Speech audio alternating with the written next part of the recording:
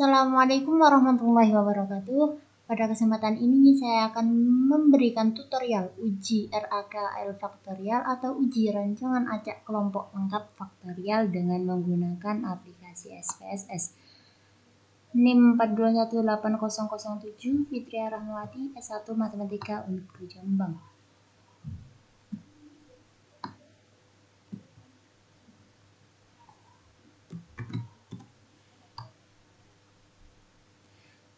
Pada rancangan berikut kita akan membuktikan rancangan percobaan dengan menggunakan rancangan acak kelompok lengkap. Di sini kita memiliki rancangan percobaan, yakni seorang peneliti ingin meneliti pengaruh faktor perlakuan lama penggorengan dan kadar air bahan kacang tanah yang sudah dibumbui terhadap kadar protein terlarut kacang bawang rendah lemak yang dihasilkan. Dalam penelitian tersebut digunakan dua jenis varietas kacang sebagai kelompok. Datanya adalah sebagai berikut. Data kadar air sejumlah sekian dan lama penggorengan. Nah, kemudian bagaimana kita menganalisisnya dengan menggunakan aplikasi SPSS? Nah, kita transportasikan data yang kita miliki tadi ke dalam variable view pada kolom SPSS. Nah, di sini kita memiliki lama penggorengan, kadar air, kelompok, dan hasil perlakuan. Kita langsung ke data view. Sebelum kita melakukan rancangan acak kelompok lengkap, data tersebut harus memenuhi dua asumsi, yakni yang pertama adalah asumsi uji normalitas dan yang kedua adalah asumsi uji homogenitas. Nah, yang pertama kita memberikan apakah data yang kita miliki, yakni data sejumlah 54 data ini sudah berdistribusi normal atau belum. Caranya adalah kita klik analyze, kemudian regression dan linear. Setelah itu kita masukkan variabel dependent, yakni hasil dari perlakuannya, ke dalam kolom dependent, dan variabel yang lain atau variabel independen ke dalam kolom independen. Nah, di sini kita cukup klik pada tombol save. Nah, di sini kita akan memunculkan residual dengan cara mencentang kolom unstandardized. Di sini nanti residual yang muncul akan kita uji ke normalitasnya untuk membuktikan apakah data yang kita miliki sudah berdistribusi normal atau belum. Kita klik OK.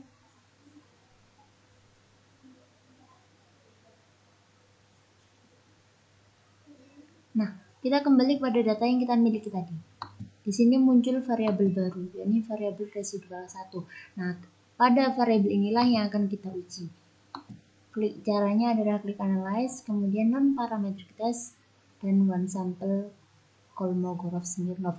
Sebenarnya ada banyak sekali uji normalitas yang bisa digunakan, namun pada kesempatan ini saya akan menggunakan uji Kolmogorov-Smirnov. Nah, di sini unstandardized residualnya kita masukkan kepada test variable list.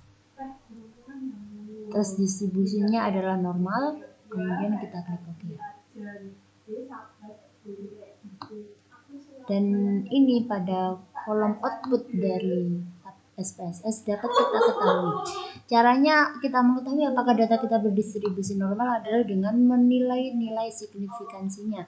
Nah, jika nilai signifikansi lebih dari 0,05 maka data berdistribusi normal, dan apabila data kurang dari 0,05 maka data tidak berdistribusi normal. Di sini kita memiliki nilai signifikansi yakni 0,608, yang mana data nilai signifikansi ini lebih besar daripada 0,05, jadi terbukti bahwa data yang kita miliki berdistribusi normal. Kemudian kita lanjut kepada uji RAKL faktorialnya. Caranya kita analyze, general linear model, dan univariate. Kita masukkan variabel dependent dan independennya.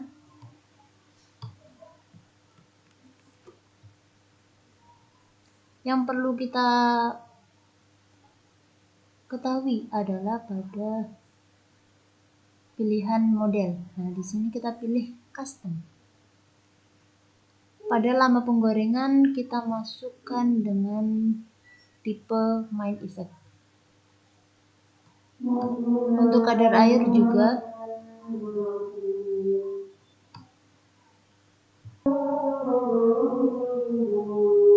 terakhir kita juga memasukkannya dengan tipe main event dan kelompok juga.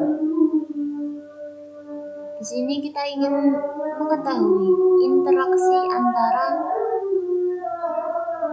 variabel lama penggorengan, kadar air, dan kelompok, serta interaksi antara lama penggorengan dengan kadar air. Nah, di sini pada tipenya kita pilih interaction.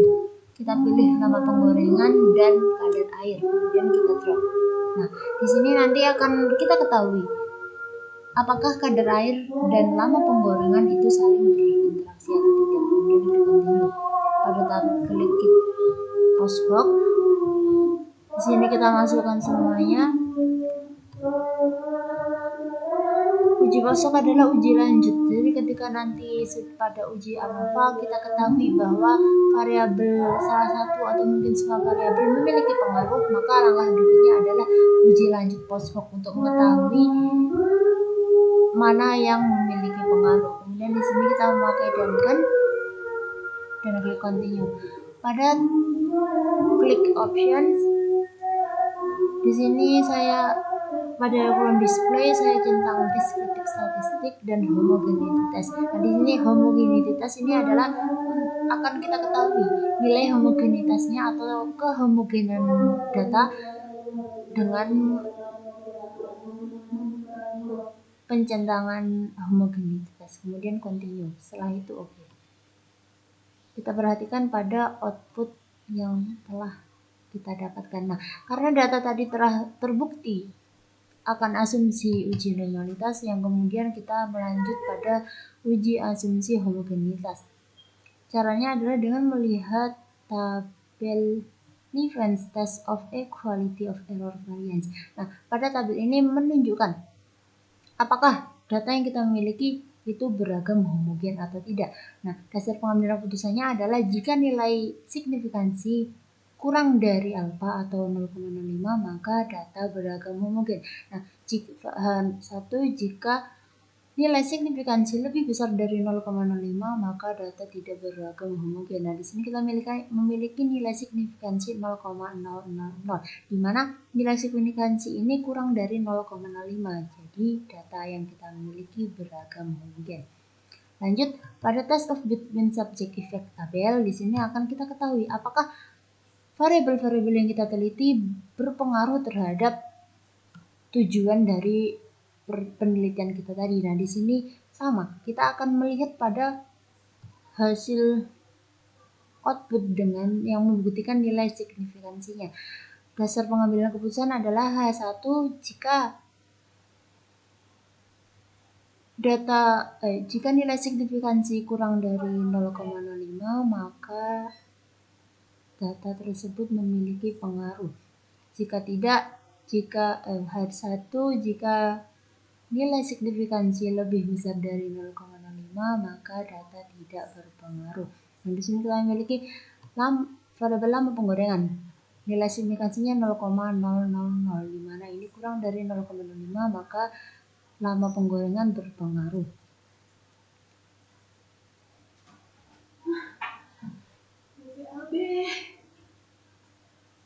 Berpengaruh terhadap kadar protein terlarut kacang. Kemudian yang variabel kedua yakni kadar air dengan nilai signifikansi 0,000, di mana kurang dari 0,05 maka variabel kadar air juga berpengaruh terhadap kadar protein terlarut kacang.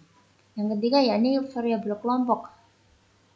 Nilai signifikansinya adalah 0,001, yang dimana nilai signifikansi ini kurang dari 0,5 dan variabel kelompok terbukti memiliki pengaruh terhadap kadar protein terlarut kacang.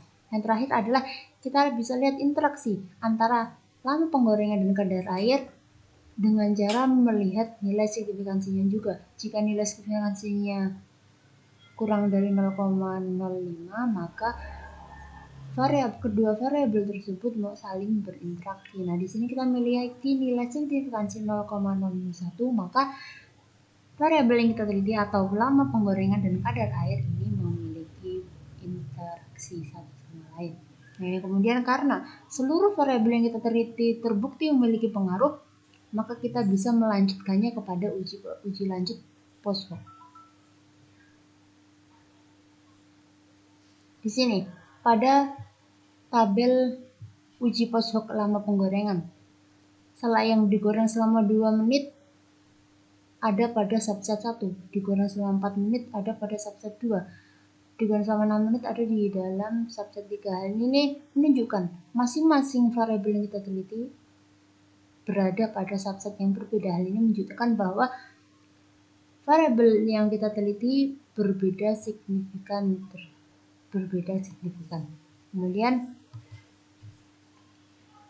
pada tabel output homogenitas kadar air, pada kadar air 15 berada pada subset 1, kadar air 12,5 berada pada subset 2, kadar air 10 berada pada subset 3. Hal ini sama dengan variabel lama penggorengan tadi, bahwa masing-masing variabel yang kita teliti berada pada subset yang berbeda. Hal ini menunjukkan bahwa masing-masing variabel yang kita teliti berbeda secara signifikan.